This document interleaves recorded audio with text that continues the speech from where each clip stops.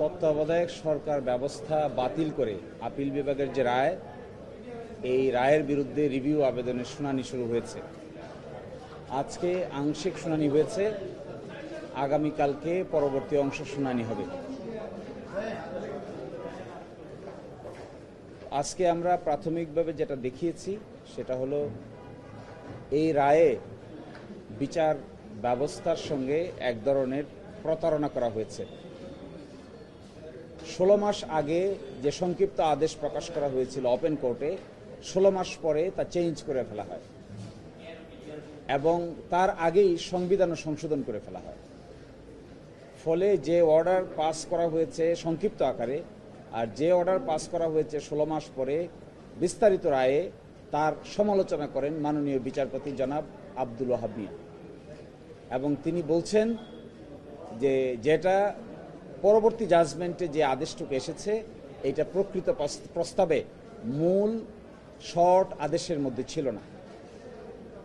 এবং শুধু তাই নয়, মূল জাজমেন্টের মধ্যে, লং জাজমেন্টের মধ্যে একটা নতুন প্রস্তাব দেওয়া হয়, অর্থাৎ যুক্তিসঙ্গত সময় 42 দিন পূর্বে কী ধরনের সরকার গঠন করা যেতে পারে এই মর্মে একটা প্রস্তাব দেওয়া হয়। অথচ শর্ট আদেশে এই ধরনের কোনো প্রস্তাবও ছিল না।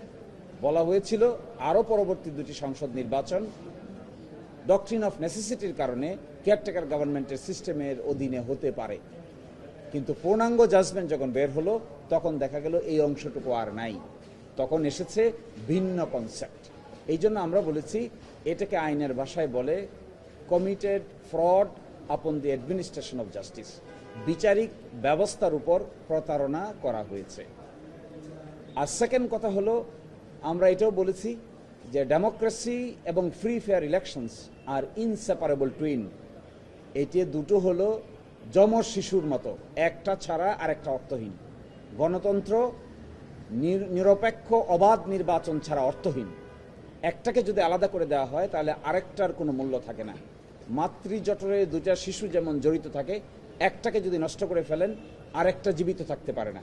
একইভাবে গণতন্ত্রকে যদি অবাধ সুষ্ঠু নিরপেক্ষ নির্বাচন থেকে আলাদা করে ফেলা হয় তাহলে এটি জীবিত থাকতে পারে না। সেজন্য আমরা বলছি যে অবাধ সুষ্ঠু নিরপেক্ষ নির্বাচন অনুষ্ঠানের সবচাইতে বড় হাতিয়ার হলো নন পার্টি কেয়ারটেকার গভর্নমেন্ট, নির্দলীয় নিরপেক্ষ তত্ত্বাবধায়ক সরকার। যদি এটাকে বাতিল করে দেওয়া হয় তাহলে ফ্রি ফেয়ার ইলেকশন বাতিল হয়ে যায়। ফ্রি ফেয়ার ইলেকশন যদি বাতিল হয়ে যায় তাহলে ডেমোক্রেসিও বাতিল হয়ে যায়। এবং ডেমোক্রেসি এবং free fair election basic structure of the constitution, সংবিধানের মৌলিক স্তম্ভ। 15 সংশোধনীর মামলায় হাইকোর্টের বিচারপতিগণ বলেছেন যে 15 সংশোধনী বাতিল করে দিয়েছেন, বাতিল করে বলেছেন যে কেয়ারটেকার গভর্নমেন্ট সিস্টেম হলো বাংলাদেশের সংবিধানের একটি বেসিক স্তম্ভ, এই জন্য এটিকে বাদ করা সংবিধান সম্মত হয়নি। এই আলোচনা আজকে হয়েছে, আগামীকালকে বিস্তারিত বাকি আলোচনা হবে।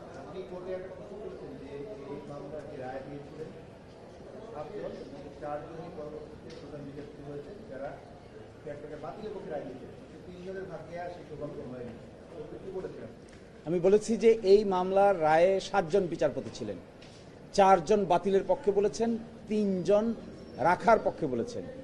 যে 4 জন বাতিলের পক্ষে বলেছেন তারা 4 জনেই একের পর এক প্রধান বিচারপতি হয়েছেন। কিন্তু যারা বাতিলের বিপক্ষে বলেছেন, অর্থাৎ কেয়ারটেকার গভর্নমেন্ট রাখার পক্ষে বলেছেন, তাদের একজন হওয়ার কথা নয়, বাকি 2 জন আর কেউ বাংলাদেশের প্রধান বিচারপতি হতে পারেননি, যদিও তাদের প্রধান বিচারপতি হওয়ার সকল যোগ্যতা ছিল। তাদেরকে সুপারসিড করা হয়েছে। এর মধ্যে একজন মাননীয় বিচারপতিকে 43 দিন অ্যাক্টিং প্রধান বিচারপতি, 83 দিন অ্যাক্টিং প্রধান বিচারপতি রাখার পরে তাকে আর কনফার্ম করা হয়নি। আরেকজন মাননীয় বিচারপতি যাকে সুপারসিড করে জুনিয়র আরেকজনকে প্রধান বিচারপতি বানানো হয়েছিল, ওই দিন থেকে তিনি আর আদালতেই আসেননি। পরবর্তীতে তিনি নির্ধারিত সময়ের পরে এসেছেন এবং তিনি বিদেশে অবস্থান করেছেন। এরা কারা? এরা সবাই তত্ত্বাবধায়ক সরকার রাখার পক্ষে রায় দিয়েছিলেন।